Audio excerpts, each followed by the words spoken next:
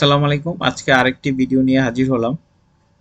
আজকে দেখাবো কিভাবে কোনো পিকচারের ব্যাকগ্রাউন্ড রিমুভ করা হয়।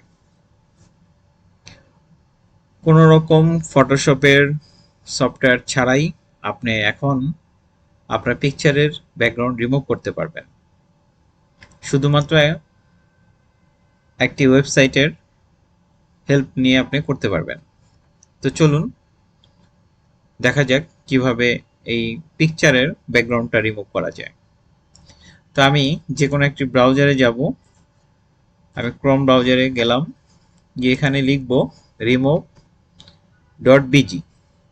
তো আমি remove.bg ব্রাউজ করে পেজটি ওপেন করলাম। করার পর আমি এখানে আপলোড ইমেজে যাব। আপলোড ইমেজে গিয়ে আমি এই ছবিটি আপলোড করে নিচ্ছি।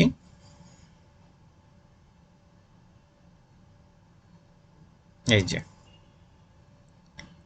দেখতে পাচ্ছেন খুব সুন্দরভাবে এই ছবিটি ব্যাকগ্রাউন্ড যেটা ছিল সেটা রিমুভ হয়ে গিয়েছে। তো আপনি এখানে ক্লিক করলেও এটা ডাউনলোড হবে, বা ডাউনলোড অপশনে এখানে ক্লিক করলেও ডাউনলোড হয়ে যাবে। তো দেখুন শো ইন ফোল্ডার আমি গেলাম ডাউনলোডে গিয়ে, দেন আমি পিকচারটাকে কপি করলাম। কপি করে আমি যদি পেস্ট করি, এই চলে আসলো। এই দেখুন,